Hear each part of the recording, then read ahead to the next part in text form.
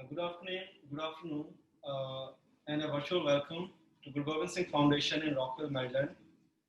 My name is Joraver Singh, and I am a priest here at Guru Gobind Singh Foundation, Rockville.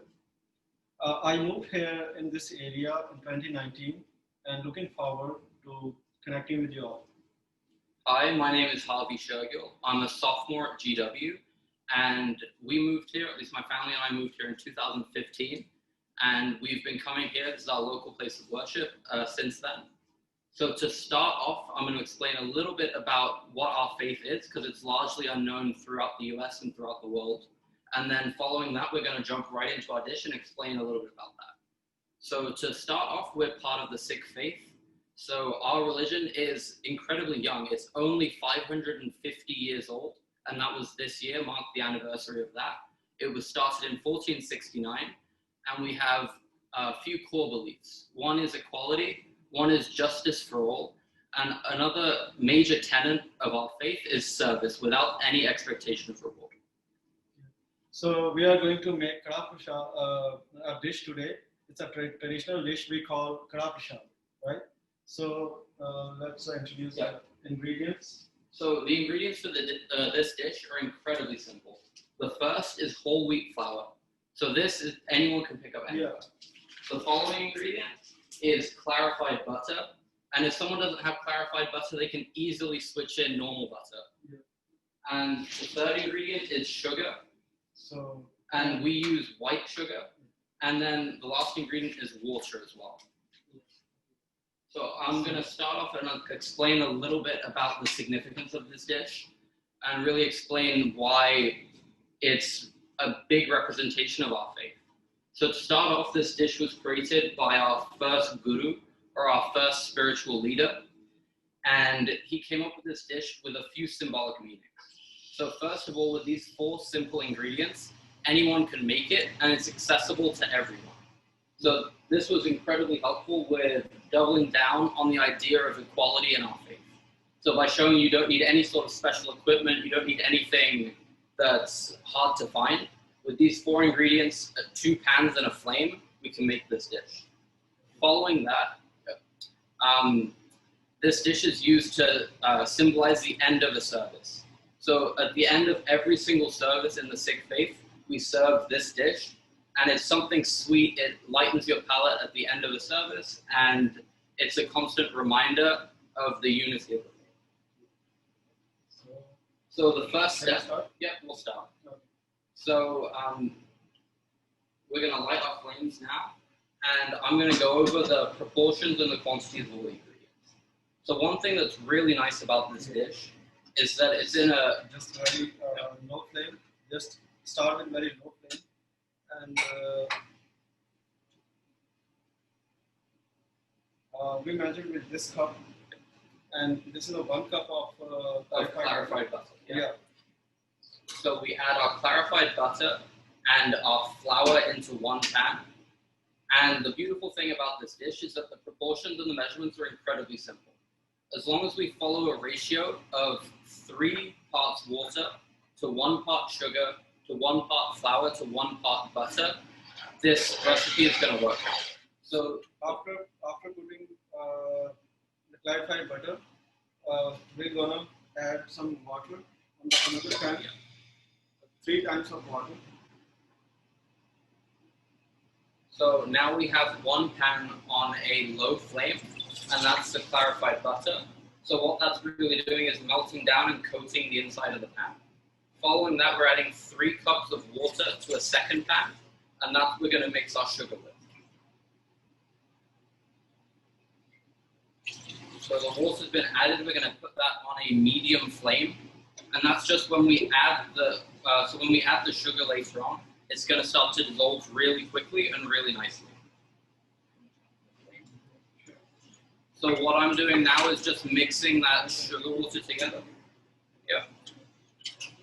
And what that's doing is just making sure that the sugar dissolves nicely and quickly in time for when we add our clarified butter and our flour together.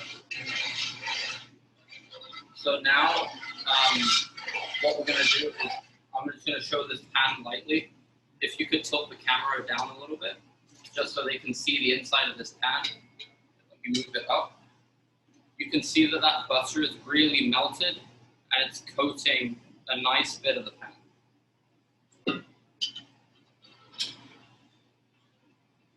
So now that all of the major clumps are out and the butter's smooth, we're going to add in our 1 cup of flour. And the flour we use is whole wheat flour, and that's just what's traditionally used when this dish was made. So what we're doing now is adding our skim. We are adding very slowly. So we're slowly, bit by bit, adding in our flour, and that's just so we can have a nice fluid consistency. So that way, as this dish comes together, it doesn't get very clumpy, and it's quite smooth at the end.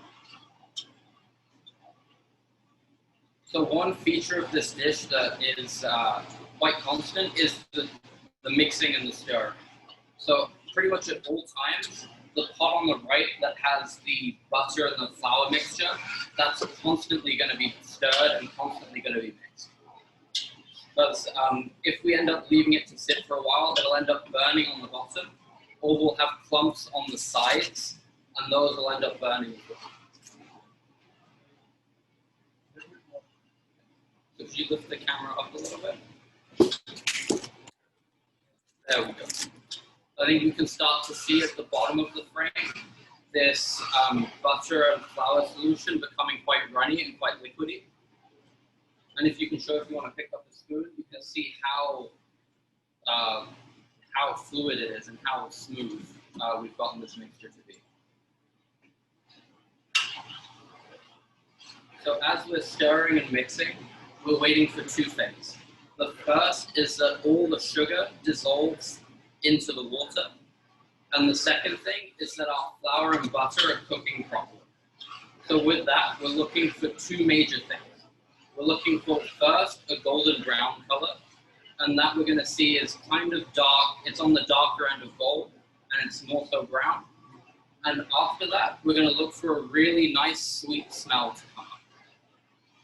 So while that's happening, does anyone have any questions?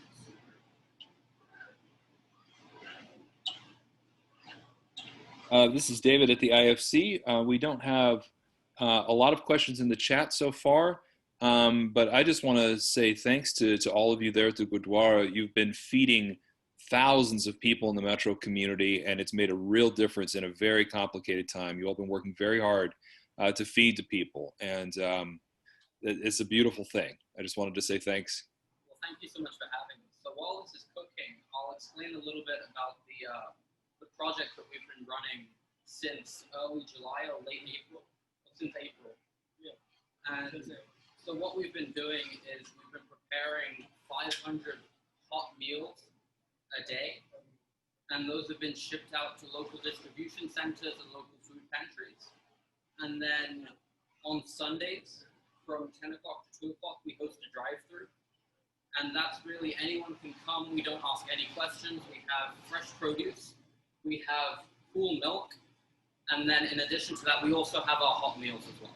So we serve those every Sunday, and it's as many people that can come. And what we're trying to do is really reach as many people and serve the community to the best of our ability. So while that's happening, we also have another project that's being run. So that project is packing dry rice, dry beans, and dry lentils.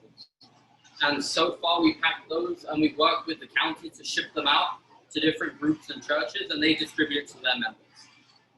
So far with that project, we've packed, I believe, over 200,000 pounds.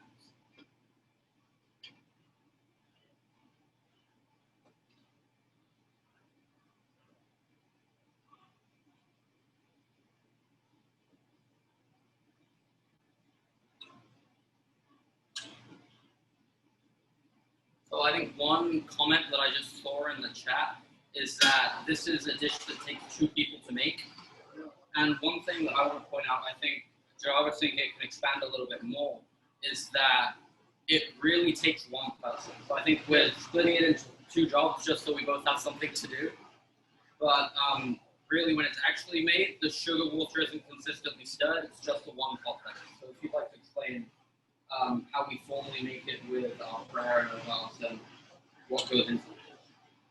Yeah, so it's we regularly in our Sunday service we made this dish for everyone's congregation who is coming and join our service, and we distribute this dish after the congregation and the divan. The service will be finished. So after that we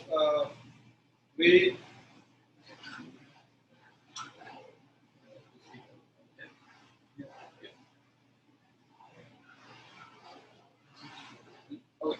So I'll put a little bit more on that. So at the end of each service, we distribute this out, and it's really anyone can have any. There's no restrictions as to who's allowed it, who isn't.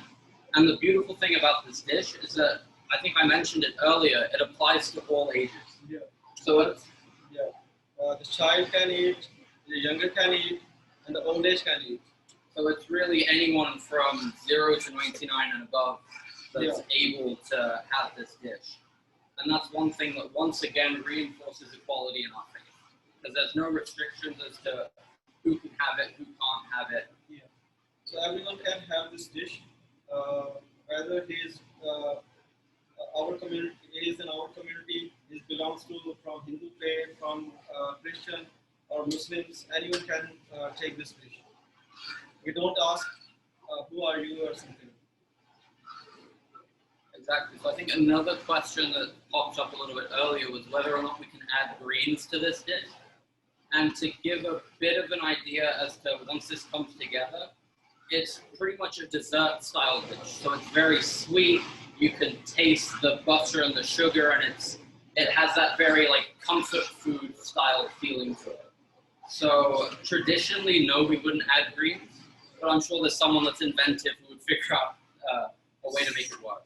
If someone wants after complete the dish, someone can with dry fruits, or someone can put the dry fruits like almonds or something. So that's a good point that Joraver just made, is that once this is made, it can be garnished and added to. So as he was saying, people add almonds to it, people add dried cherries, they add pistachios sometimes. So it's really a mix of how it comes together. So we can start with a simple 4 ingredients, or we can scale it up to something a little more complex. So everyone can see it's going a little bit, the color is coming like a little bit browny color. We need a little bit more. Just stir it consistently. So we're slowly getting to that nice golden brown, but it needs to cook a little bit longer. Yeah. So I think 2 questions just popped up. So the name of the dish is Karah Parshad. And then the other question is the type of butter. So the butter we use is clarified butter, and that's available at most supermarkets. Yeah. And then if that's unavailable, you can also use unsalted butter. Because we actually, a few days ago, we were testing out what we could switch in and switch out. And we found that unsalted butter works quite well in place. The butter should be unsalted. Yeah. We can't use salted butter in this dish.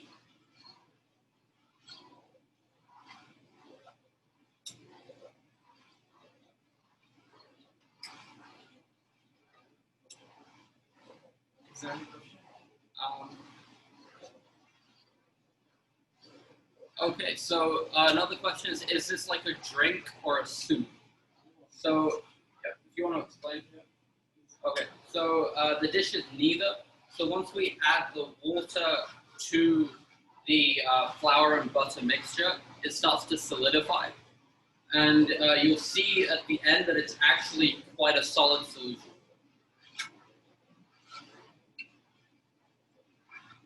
So it starts off in 2 liquid components, but once we add the sugar to the water, the flour starts to solidify and clump up a little bit. And then as it evaporates, we can see that it gets smooth.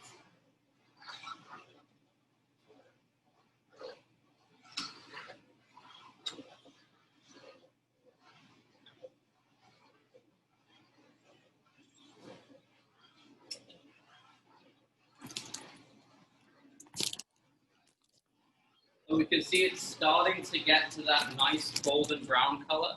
So we'll see with the camera now, the color is getting there. I don't know if you guys can tell, but to me it smells great. We're getting that really nice sweet smell. And you can also see on this side that the sugar in the water is completely dissolved. So I think in maybe a 30 to 40 seconds, we'll be able to mix the two. And one thing you can see here in the pan, yep. Yeah, so it's come out very easily when we are sliding this dish. It's come out very easily from the spatula. So this is a significant for like this dish is about to finish. Yeah. So that's a good sign that this dish is almost done, and we're almost ready to add the two components together.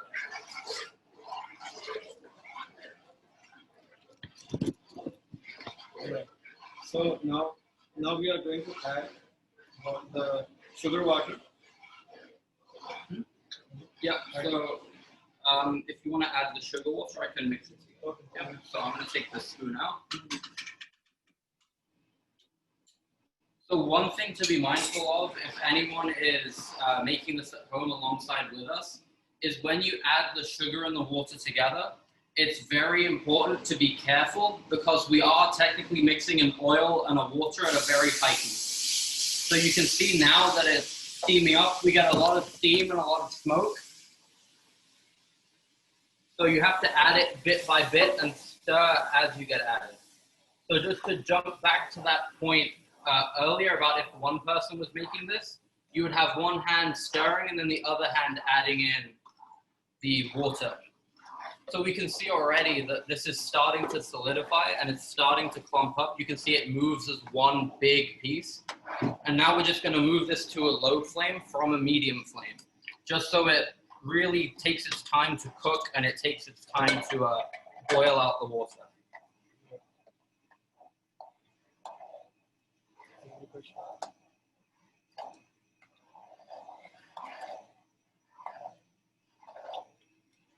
Yep, so that's a good point that was made earlier, that actually during services and traditionally, we don't add anything to this.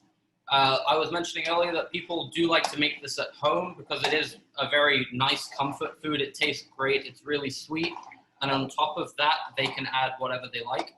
But traditionally, it's just these 4 ingredients. Yep.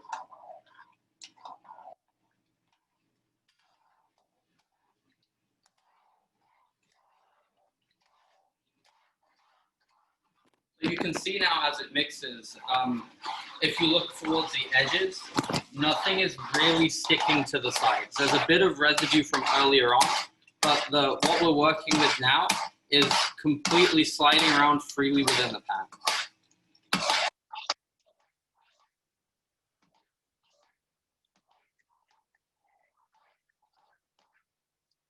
And then one thing, it was originally a measure to check whether we were ready to combine the two or not, but the sweet smell is continually coming out through this whole process.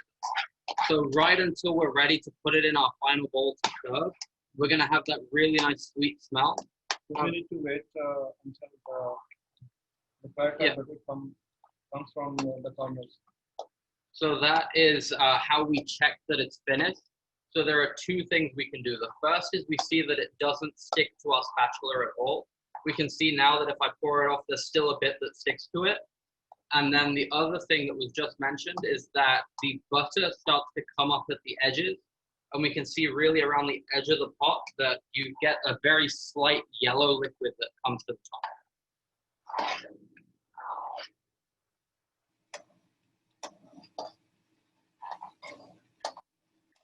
And you can see now, even more so than before, it's moving completely independently of the pan. And it's really just gliding around. It's not sticking to anything. And I don't even think this is a non-stick pan, so it's just amazing.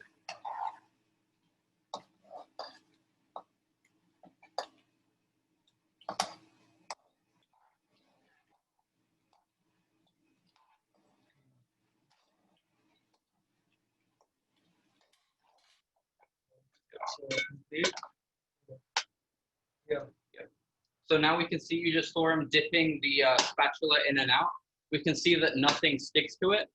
And then we can also see, if you want to zoom in a little bit closer, at the edges, you can see that liquid that's very, very slightly yellow. I don't know if it comes through on the camera, but here we can see that it's slightly yellow, and it's really coming up at the edges and slightly in the middle as well. So that's going to be one of the indicators that lets us know that this dish is very, very, very close to done. Yeah. So at this point, we've turned our flame off. We're letting it sit for a little bit. Yeah. And just, 30 seconds. So we're going to let it sit for about 30 seconds. After that, you And take out in the bowl. Exactly.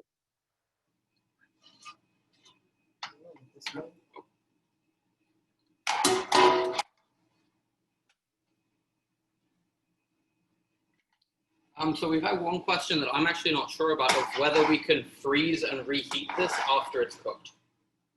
Sure, we can reheat it. Yeah, we can do it.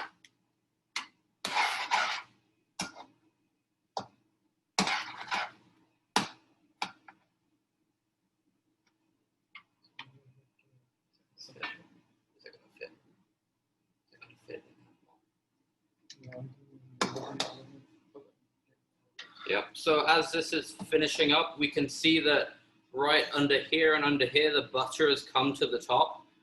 We've turned our flame off, and we're really just letting it finish off with the heat that's already been absorbed by the pan. So what we've got now is we've got a bowl that we're cleaning up and getting ready to serve. So at the end of this, we're really not draining the butter away. We're not draining any of the water out. It's done as is with these 4 ingredients. Just everyone can see. Yes, come. And it slides straight out of the pan, really nice and easy. And this is, I don't think it's a non-stick pan, and that makes cleanup just a dream. Because all we have to do is wipe and wash down this pan, and that's it.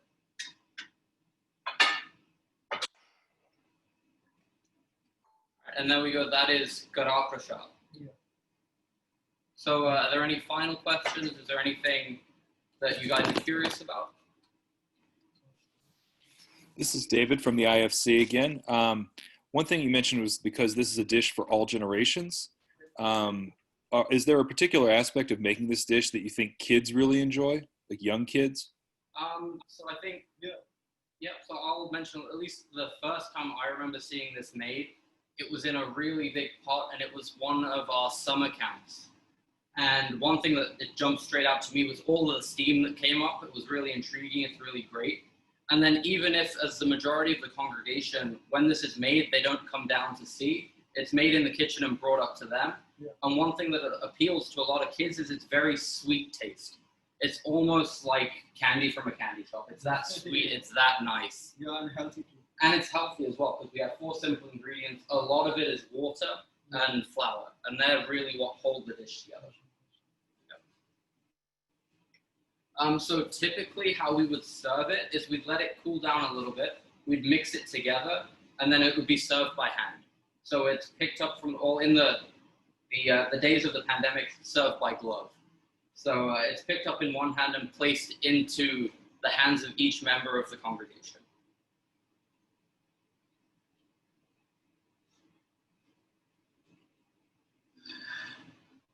All right, and unless there are any more questions, I think that about wraps it up. Oh, so we have a question about how we eat it.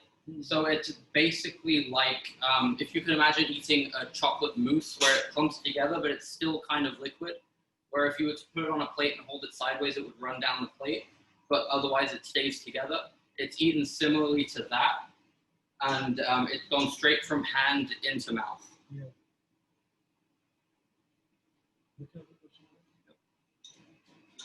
Yep, so once it's cooked, it does become more solid, and we can see that in the pan now if you want to mix it together. So once it ends up getting mixed in the end, it is quite solid. And then once it cools as well, it'll solidify a little bit more. Yeah. So typically, if we were making this for a congregation, we would prepare quite a large quantity, and we would cover it in aluminum foil and sit it off to one side so it can really cool and solidify in time.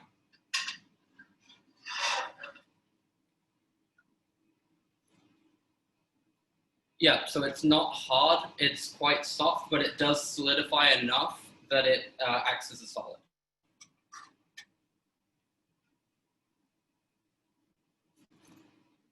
Okay, so in our faith, we have an aspect called langar, and what that is a big shared community meal where everyone sits on the floor and we all have the same dish. So the significance of that is that a prince can sit next to a pauper, a king sits next to anyone, and it's really equivalent seating, and everyone's at the same level. So that is typically after a service, but this dish in particular precedes that, so it's just before that at the end of our service. So to give a bit of an idea, we have our prayers and our hymns, and then we have a big group congregational prayer, and then following that, we read straight from our scriptures, and then serve this dish. So following that serving, we come down and we have our big shared community.